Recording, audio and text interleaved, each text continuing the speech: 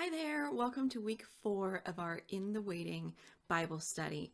I am so glad you're back, and I don't know about you, but these last 3 weeks have been really encouraging to me.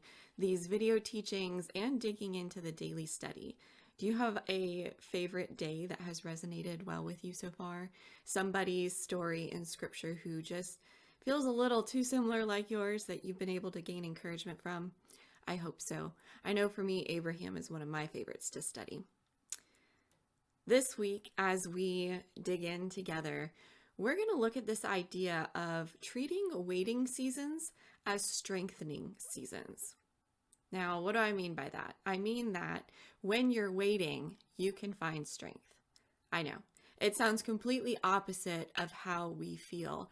I remember reflecting on this verse in Isaiah that we're going to dig into today.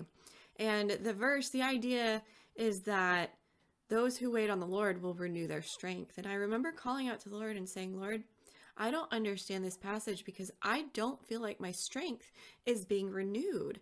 I feel like this waiting is draining me. I'm exhausted physically, mentally, emotionally, spiritually.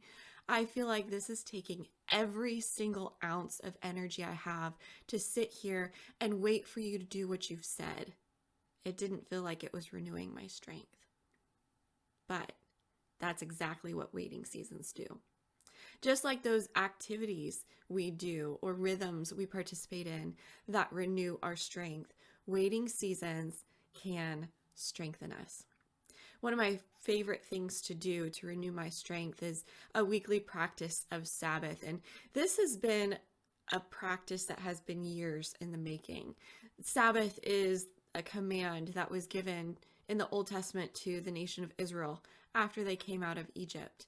It was the command that 6 days they would work, but on the 7th they would rest. And it would be a day that was holy and set apart for the Lord.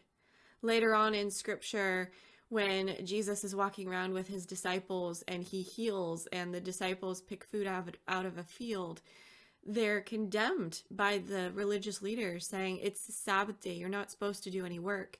And Jesus flips it on his head and says, I know the laws you've been following, but you've got them all twisted. Man wasn't made for the Sabbath. Sabbath was a gift to humanity. And so each week, starting on Friday evening, I make space to rest.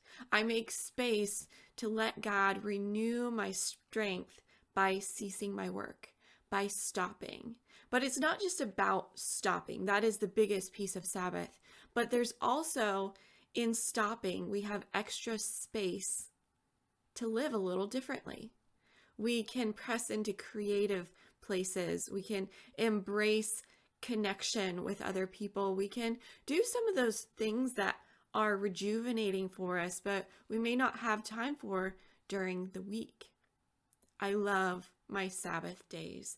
I love getting the chance to cook and eat a good meal. I love making space to hang out with a friend or be with my family. I love pulling out some of my creative projects that really don't have space in my calendar during the week. It renews me. But Sabbath isn't always easy. There is a letdown period, and sometimes I feel it week after week after week, where it takes my body time to realize, wait a second, I don't have to accomplish anything. I can just rest. I can enjoy, and I can be.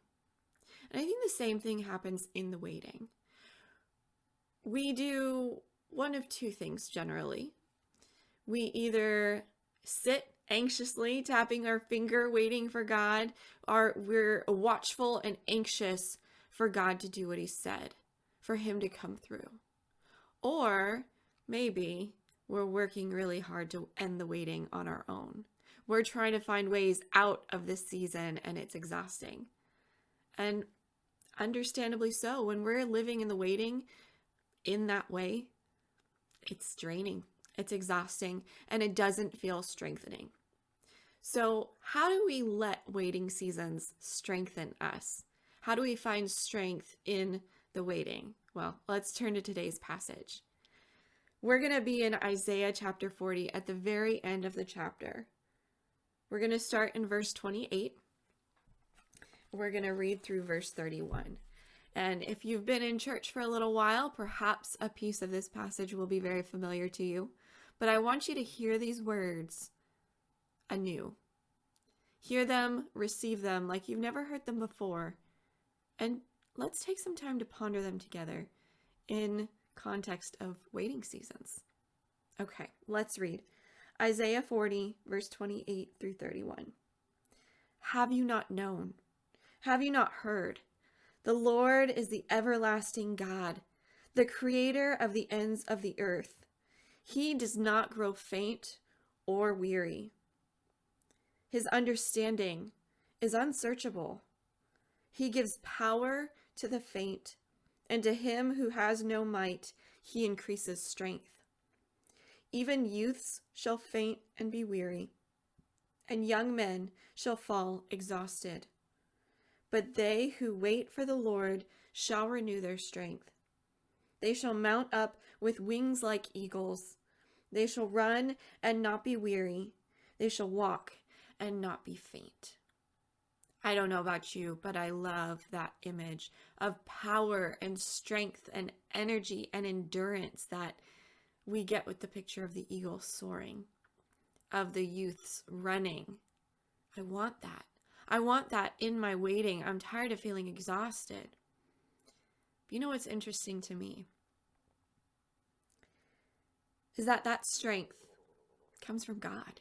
It comes from recognizing that he is not someone who grows tired and weary. He is not someone who needs to go off and take a nap to renew his strength. He is all-powerful, almighty, and he's powerfully working in our waiting seasons. He's bringing about good and abundant things for us, and he is with us in the waiting. If we want to find strength in our waiting, we need to press into the one who is strong. And we need to believe that he is strong enough to do this waiting without our interference. We don't need to keep an eye on him to make sure he's going to follow through. We can trust him to do that. And we don't have to work so hard to end the waiting ourselves. He's going to do it. It may take time, and it may not end the way we expect it to or want it to, but our God is powerful and mighty. He is with us in the waiting, and he walks us through to the very end, and then he's with us after we're done waiting, when we can embrace the abundance and the extra space that comes when the waiting ends. So, dear heart, if you are feeling like your strength is completely zapped in the waiting, I want you to know you're not alone. I've felt it too. But you're also not alone, because the Lord is with you. He is strong and mighty, and he is leading you forward. So go in his strength today.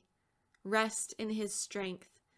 Trust his strength to lead you through the waiting.